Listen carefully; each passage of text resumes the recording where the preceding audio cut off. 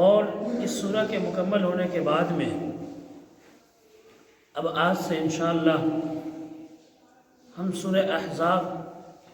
کی تفسیر دیکھیں گے۔ سورہ احزاب یہ 21ویں پارے کی سورہ ہے، سورہ نمبر 33 ہے، اور اس میں مکمل کل 73 آیتیں ہیں،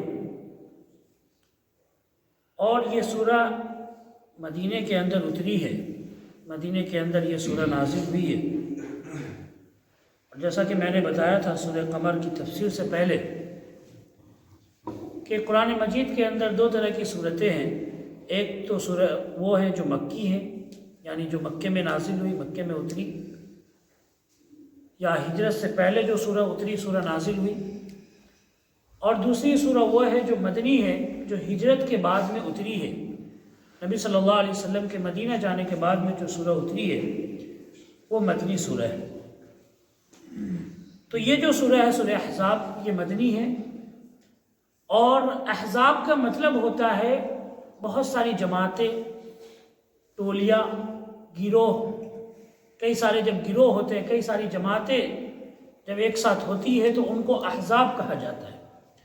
اور حزب کہتے ہیں ایک جماعت کو، ایک گروہ کو، اور احزاب بہت ساری جماعت کو کہتے ہیں۔ تو یہ سورہ جو ہے یہ اس اعتبار سے بہت اہم ہے کہ اس میں کچھ اسلام کے اہم مسئلے بھی بتائے گئے ہیں، اس کے علاوہ ایک واقعہ بھی اس کے اندر بیان کیا گیا ہے، غزوہ احزاب کا واقعہ یا غزوہ خندق کا، نبی صلی اللہ علیہ وسلم نے جو یہ جنگ لڑی، یہ غزوہ جو ہوا، غزوہ کہتے ہیں وہ جنگ جس میں نبی صلی اللہ علیہ وسلم خود شریک رہے ہوں، خود گئے ہوں جس جنگ کے اندر، اس جنگ کو غزوہ کہتے ہیں۔ تو یہ جو غزوہ ہے یا یہ جو جنگ ہوئی احزاب کی، جس میں مکہ کے مشرکین، تمام یہودی، تمام عیسائی، اور پھر مدینے کے اندر سے منافقین، سارے لوگ ٹوٹ پڑے تھے اس وقت نبی اکرم صلی اللہ علیہ وسلم کے خلاف، اور صحابہ کرام کو ختم کرنے کے لیے، نبی صلی اللہ علیہ وسلم کو اور اسلام کو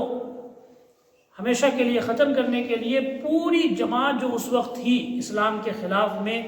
وہ ٹوٹ پڑی تھی۔ تو وہ جو جنگ لڑی گئی تھی اسی کو احزاب کہتے ہیں، اور اسی کے نام سے اللہ تبارک و تعالیٰ نے یہ سورت اتاری ہے کہ جب پوری جماعت اور پورے گروہ مل کر، یہودی، عیسائی اور مکہ کے مشرکین سب مل کر ایک ہو گئے تھے، اور ایک ہو کر مدینے پر حملہ کرنے کے لیے آگے تھے۔ تو اس کا واقعہ تفصیل سے اس کے اندر، اس سورہ کے اندر بیان کیا گیا ہے۔ پھر اسی کے ساتھ میں ایک اہم واقعہ نبی صلی اللہ علیہ وسلم کا حضرت زینب رضی اللہ تعالیٰ عنہ سے جو نکاح ہوا، اس کا بھی وہ بھی واقعہ اس کے اندر ہے۔ حضرت زید رضی اللہ تعالیٰ عنہ، زید بن حارث جو تھے، جو نبی صلی اللہ علیہ وسلم کے منہ بولے بیٹے تھے، تو ان کا بھی مسئلہ اس سورہ کے اندر بیان کیا گیا ہے، اور ان کا نام بھی ہے باضابطہ اس سورہ کے اندر، اور ایک ہی صحابی صرف ایسے ہیں جن کا نام قرآن مجید کے اندر آیا ہے، وہ حضرت زید رضی اللہ عنہ۔ تو اس سورہ کے اندر ان کا واقعہ تفصیل سے موجود ہے کہ حضرت زید رضی اللہ عنہ کو کس طرح اللہ کے رسول صلی اللہ علیہ وسلم نے بیٹا بنایا، اور پھر ان کی شادی کرائی حضرت زینب سے۔ پھر منہ بولے بیٹے کا کیا حکم ہے اسلام کے اندر، یہ بھی اللہ تعالیٰ نے اس کے اندر بیان کیا ہے۔ منہ بولا بیٹا جو اس کی بیوی ہے اس کا کیا حکم ہے، تو یہ تمام چیزیں اس کے اندر بیان ہوئی ہے۔ اور اس کے علاوہ منافقین کے رویے کو بھی بہت خاص طور سے اس سورہ کے اندر بتایا گیا ہے، دکھایا گیا ہے کہ منافقوں نے کس طرح سے دشمنی کی، اور کس طرح سے مسلمانوں کے بیچ میں گھس کر، مسلمانوں کے اندر رہ کر یہ آستین کا سانپ بنے رہے، اور ضرورت پڑنے پر، وقت آنے پر انہوں نے پھر اپنی زہر دکھائی۔ تو منافقین کے بارے میں بھی اللہ تبارک و تعالیٰ نے اس سورہ کے اندر بہت ہی تفصیل کے ساتھ میں بیان کیا ہے، ان کے احکام کو بھی بیان کیا ہے، اور بھی بہت ساری چیزیں ہیں جو ہمارے لیے بہت ہی اہم ہیں، اور انشاءاللہ اگر ہم مکمل اس کو سنیں گے تو بہت کچھ ہم سیکھیں گے اس سورہ کے ذریعے سے۔ دیکھیں اصل واقعہ یہ ہے کہ غزوہ احد کے اندر جو احد کی لڑائی ہوئی، احد کے میدان کے اندر یہ لڑائی دوسری لڑائی تھی، اور اس میں بظاہر دیکھنے میں مسلمانوں کی ہار ہوئی، مسلمانوں کی شکست ہوئی، اس لیے کہ نبی صلی اللہ علیہ وسلم نے جو تیر چلانے والے تھے ان کو ایک جگہ پر رکھ دیا تھا، 50 تیر چلانے والے پیچھے سے، کہ تم اپنی جگہ سے نہ ہٹنا۔ لیکن ان لوگوں نے جب بعد میں دیکھا کہ جو مکہ کے مشرکین ہیں جو حملہ کرنے والے تھے یہ بھاگنے لگے، تو انہوں نے اپنی جگہ چھوڑ دی، تو اس وجہ سے بظاہر جو ہے مسلمانوں کی ہار ہو گئی، شکست ہو گئی۔ تو ہار ہونے کے بعد میں باقی جو لوگ تھے نا انہوں نے بھی سوچا کہ اب جو ہے ان کا صفایا ہونے والا ہے مسلمانوں کا، اس لیے کہ اب یہ معاملہ جو آ رہا ہے کہ ان کی ہار ہو چکی ہے، آگے بھی ان کی ہار ہوگی، تو پھر سارے لوگ اکٹھے ہو گئے، سارے لوگ جمع ہو گئے۔ اور پھر اس کے بعد میں 3 ہجری کے اندر احد کی لڑائی ہوئی، اور 4 کے بعد میں 5 ہجری کے اندر جو ہے یہ احزاب کی لڑائی یا خندق کی لڑائی بھی اس کو کہتے ہیں۔ خندق ایک گڑھے کو کہتے ہیں، نبی صلی اللہ علیہ وسلم نے ایک بڑا گڑھا کھودا تھا، اور پھر اس گڑھے کے اندر وہ لڑائی اس گڑھے کے ذریعے سے نبی صلی اللہ علیہ وسلم نے دشمنوں کا مقابلہ کیا تھا۔ تو اللہ تعالیٰ فرماتا ہے یا ایھا النبی اتق اللہ ولا تطع الکافرین والمنافقین ان اللہ کان علیما حکیما، کہ اے نبی آپ اللہ تبارک و تعالیٰ سے ڈریے، اور جو اللہ کا انکار کرنے والے ہیں اور جو منافق ہیں ان کی بات آپ نہ مانیں، ان کی فرمانبرداری نہ کریں، ان کو خوش کرنے میں نہ رہیں۔ ان اللہ کان علیما حکیما، بے شک اللہ تبارک و تعالیٰ خوب جاننے والا اور خوب حکمت والا ہے۔ تو اللہ تبارک و تعالیٰ نے نبی کو ڈائریکٹ اس میں مخاطب کیا، اور جب آپ قرآن پڑھیں گے تو آپ کو یہ چیز ملے گی کہ اللہ تبارک و تعالیٰ نے جب بھی نبی صلی اللہ علیہ وسلم کو مخاطب کر کے کوئی بات کہی ہے تو نبی کا ذکر کیا ہے یا رسول کا ذکر کیا ہے۔ کہیں پر اللہ تعالیٰ نے نبی صلی اللہ علیہ وسلم کا نام لے کر ان کو نہیں بلایا کہ اے محمد آپ ایسا کریں، اے محمد آپ یہ کریں، نہیں، بلکہ اللہ تعالیٰ نے نبی یا رسول کہا ہے، اور یہ کس لیے؟ نبی صلی اللہ علیہ وسلم کا مرتبہ بتانے کے لیے، آپ کی عزت کو، آپ کی شان کو بیان کرنے کے لیے۔ باقی نبیوں کا جب ذکر آتا ہے تو اللہ تعالیٰ کہتا ہے یا نوح اے نوح، یا آدم اے آدم، یا موسیٰ اے موسیٰ، یا عیسیٰ اے عیسیٰ،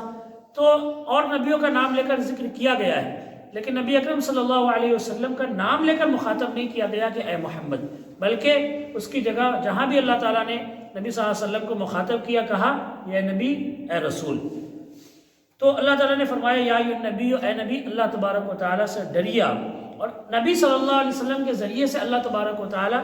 پوری امت کو خطاب کر رہا ہے، پوری امت کو کہہ رہا ہے کہ تمام لوگ چاہیے کہ تمام لوگ اللہ تبارک و تعالیٰ سے ڈرے، خوف اللہ تبارک و تعالیٰ کا رکھے، اور جو اللہ کا انکار کرنے والے ہیں اور جو منافق ہیں، جو اپنے دل کے اندر اللہ کا انکار چھپائے بیٹھے ہوئے ہیں، جو اپنے دل کے اندر کفر کو چھپائے بیٹھے ہیں، ان کی بات نہ مانے، ان کو خوش کرنے کے چکر میں نہ رہے، اس لیے کہ ان کی خواہش تو یہ ہے، ان کو خوشی تو اس بات سے ملتی ہے کہ آپ ان کے دین کو اپنا لیں، آپ ان کے مذہب کو اپنا لیں، اپنے مذہب کو چھوڑ دیں۔ اصل تو ان کی خوشی اس بات کے اندر ہے، اور اگر آپ اس چھوٹی چھوٹی چیزوں میں، چھوٹے چھوٹے مسائل میں اگر آپ ان کو خوش کرنے کے چکر میں رہیں گے تو وہ اس وقت تک خوش نہیں ہوں گے جب تک آپ ان کا دین نہ اپنا لیں، ان کا مذہب نہ اپنا لیں۔ وَدُّوا لَوْ تَكْفُرُونَ، وہ تو یہ چاہتے ہیں کہ آپ بھی اللہ کا انکار کر بیٹھیں، جیسے یہ لوگ اللہ کا انکار کر رہے ہیں ویسے یہ لوگ بھی چاہتے ہیں کہ آپ بھی اللہ تبارک و تعالیٰ کا انکار کر بیٹھیں، تو ان کی بات نہ مانیں، ان کی پیروی نہ کریں، اور یہ جو کچھ کہہ رہے ہیں ان کی باتوں میں نہ آئے۔ اور اسی طرح سے منافقین بھی ہمیشہ اس خواہش میں رہتے ہیں، منافقین بھی ہمیشہ یہ چاہتے ہیں کہ آپ کیا کر دیں، آپ اللہ کا انکار کر بیٹھے، یا پھر نافرمانی پر تل جائے، اللہ تبارک و تعالیٰ کی نافرمانی پر آ جائے۔ اور دیکھیں آپ اس چیز کو جب اپنے ماحول میں اگر غور کریں گے تو دیکھیں گے کہ جو آدمی برا ہوتا ہے، جو آدمی اللہ کی عبادت سے دور ہوتا ہے، وہ انسان یہ بھی چاہتا ہے کہ دوسرے لوگ بھی اللہ کی عبادت سے دور ہو جائیں۔ جو انسان بے نمازی ہے وہ یہ چاہے گا کہ دوسرے لوگ بھی نماز نہ پڑھے، ہمارے ساتھ میں یہ بھی نماز کو چھوڑے، ہمارے ساتھ میں بیٹھ کر ادھر ادھر کی چیزوں میں لگا رہ جائے، نماز کے لیے ہی نہ جائے۔ جو انسان روزہ نہیں رکھتا وہ یہ بھی چاہتا ہے کہ ہمارے سامنے والا بھی روزہ نہ رکھے۔ تو یہ ایک حقیقت ہے کہ جب انسان اللہ تبارک و تعالیٰ کی نافرمانی کرتا ہے تو وہ یہ چاہتا ہے کہ دوسرے لوگ بھی ہمارے ساتھ میں اللہ کی نافرمانی کریں۔ جس انسان کا دل نماز میں نہیں لگتا وہ یہ چاہتا ہے کہ ہم بھی دوسرے لوگوں کو بھی اس سے دور کریں آہستہ آہستہ، تاکہ یہ ہمارے ساتھ میں ہو جائے۔ تو یہ جو منافقین ہیں، ان کی یہ خواہش ہوتی ہے، ان کا دل یہ چاہتا ہے کہ ہم بھی نماز سے دور رہیں، سستی اور کاہلی میں لگے رہیں، اور دوسرے لوگ بھی اس کے اندر رہیں، دوسرے لوگ بھی اسی طرح ہماری طرح زندگی گزارے، دوسرے لوگ بھی ہماری طرح جئیں۔ تو وہ ایسا ماحول بنانے کی بھی کوشش کرتے ہیں کہ ہمارے ساتھ میں دوسرے لوگ بھی اللہ کے گھر سے دور ہو جائے، ہمارے ساتھ میں دوسرے لوگ بھی اللہ کی نافرمانی پر تل جائیں۔ یہ اس طرح کی کوشش کرتے ہیں۔ ان اللہ کان علیما حکیما، اللہ تعالیٰ نے فرمایا کہ ڈریے اللہ سے، اس لیے کہ علم والا اور حکمت والا کون ہے؟ صرف اور صرف اللہ تبارک و تعالیٰ ہے۔ اللہ کے علاوہ کسی کے پاس میں علم اور حکمت اللہ کی طرح نہیں ہے۔ پھر فرمایا اللہ تعالیٰ نے وَاتَّبِعْ مَا يُوحَىٰ إِلَيْكَ مِن رَبِّكَ، اور آپ ان باتوں کی پیروی کیجئے، ان باتوں کے پیچھے چلیے جس کی آپ کو وحی کی جا رہی ہے، جن باتوں کا آپ کو حکم دیا جا رہا ہے انہی باتوں کی آپ پیروی کیجئے، انہی باتوں کو آپ فالو کریں جو آپ کے رب کی طرف سے آپ کی طرف وحی کی جا رہی ہے، جو آپ کی رب کی طرف سے آپ کو حکم دیا جا رہا ہے اسی کی پیروی کریں۔ ان اللہ کان بما تعملون خبیرا، بے شک اللہ تبارک و تعالی ان تمام چیزوں سے باخبر ہے، اللہ کو پتہ ہے جو تم کر رہے ہو، تمہارا کیا عمل ہے، تم کیا کر رہے ہو کیا نہیں کر رہے ہو۔ اللہ تبارک و تعالی سے تمہارا عمل چھپا ہوا نہیں ہے، چاہے تم کتنے بھی رات کے اندھیرے میں کرو یا پھر کہیں بھی چھپ چھپا کر تنہائی میں اکیلے میں پوری دنیا سے الگ ہٹ کر جا کر چلے جاؤ اور کتنا بھی دنیا والوں سے چھپا لو، لیکن وہ ایک اللہ جو علم والا ہے اور جو حقیقت کو جاننے والا ہے، وہ اللہ تبارک و تعالیٰ کی نظر سے تم نہیں بچ سکتے۔ اللہ تبارک و تعالیٰ کی علم میں ہر چیز ہے، اللہ تبارک و تعالیٰ کی نظر میں ہر چیز ہے، لہٰذا اس سے بچنے کی اگر کوشش کر لو تو بچ سکو، اگر بچ سکو تو پھر بچو، لیکن حقیقت یہ ہے کہ انسان کتنی بھی کوشش کر لے اللہ تبارک و تعالیٰ کی نظر سے نہیں بچ سکتا۔ اللہ کے رسول صلی اللہ علیہ وسلم نے فرمایا کہ اللہ تبارک و تعالیٰ تو اس چیٹی کے رینگنے کی آواز کو بھی سنتا ہے اور اس کے چلنے کو بھی دیکھتا ہے۔ جو چیٹی، کالی چیٹی ایک کالے پتھر پر چلتی ہے، وہ کالا پتھر کہاں ہوتا ہے؟ ایک کالے جنگل کے اندر ہوتا ہے، اور وہ کالا جنگل کالی رات میں جب وہاں پر کوئی کالی چیٹی چلتی ہے تو اللہ تبارک و تعالیٰ اس کے چلنے کی آواز کو بھی سنتا ہے، اور اللہ تبارک و تعالیٰ اس کے چلنے کی آہٹ کو محسوس کرتا ہے اور اس کو دیکھتا ہے۔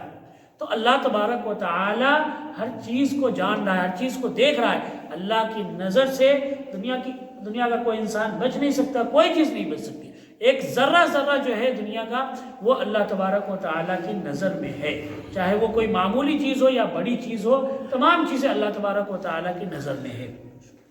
تو فرمایا وَاتَّبِعْ مَا يُوحَىٰ إِلَيْكَ مِن رَبِّكَ، آپ انہی باتوں کی پیروی کیجئے جن یا آپ کو حکم دیا جا رہا ہے، بے شک اللہ تبارک و تعالی ہر اس چیز سے واقف ہے، اللہ کو خبر ہے جو تم عمل کر رہے ہو۔ وَتَوَكَّلْ عَلَى اللَّهِ وَكَفَى بِاللَّهِ وَكِيلًا، اور یاد رکھیے توکل اللہ پر کریے، بھروسہ صرف اور صرف اللہ تبارک و تعالی پر کریے۔ وَكَفَى بِاللَّهِ وَكِيلًا، اور اللہ تبارک و تعالی ہی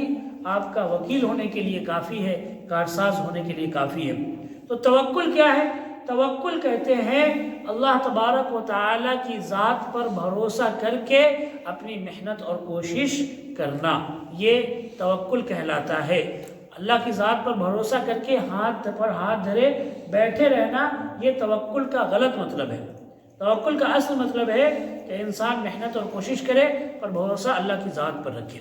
اور فرمایا اللہ کے رسول صلی اللہ علیہ وسلم نے کہ لو انکم تتوکلون علی اللہ حق توکلہ لرزقکم کما یرزق الطیر تغدو خماسا وتروح بطانا، کہ اگر تم اللہ پر ویسے ہی بھروسہ کرو جیسا کہ اللہ پر بھروسہ کرنے کا حق ہے، تو اللہ تعالیٰ تمہیں ویسے روزی دے گا جیسے اللہ چڑیوں کو اور پرندوں کو روزی دیتا ہے، کہ یہ صبح کو خالی پیٹ نکلتے ہیں لیکن شام کو بھر پیٹ واپس آتے ہیں، شام کو پیٹ بھر کر یہ واپس آتے ہیں۔ تو اگر تم واقعی میں اللہ تبارک و تعالیٰ پر توکل کرو، اللہ پر بھروسہ کرو، لیکن شرط یہ ہے کہ تمہیں نکلنا پڑے گا، اس لیے کہ چڑیوں کے گھونسلے میں اللہ تعالیٰ روزی نہیں ڈالتا ہے، بلکہ یہ چڑیا نکلتی ہے، ڈھونڈتی ہے، تلاش کرتی ہے، اور اس چڑیا کو کیا پتا کہ اس کی روزی کہاں ہے، لیکن یہ نکل رہی ہے، کوشش کر رہی ہے، محنت کر رہی ہے، تو اللہ تبارک و تعالیٰ کسی چڑیے کو بھوکا نہیں سلا رہا ہے۔ تو توکل اور بھروسہ یہی ہوتا ہے۔ ایک صحابی نے اللہ کے رسول صلی اللہ علیہ وسلم سے پوچھا، اے اللہ کے رسول صلی اللہ علیہ وسلم، میں اپنے اونٹ کو باندھ دوں پھر بھروسہ کروں اللہ پر، یا پھر اپنے اونٹ کو کھلا چھوڑ دوں پھر اس کے بعد اللہ پر بھروسہ کروں؟ تو اللہ کے رسول صلی اللہ علیہ وسلم نے فرمایا کہ پہلے تم اپنے اونٹ کو باندھو، مضبوط رسی سے باندھو، پھر اس کے بعد میں اللہ پر توکل کرو، اللہ پر بھروسہ کرو۔ تو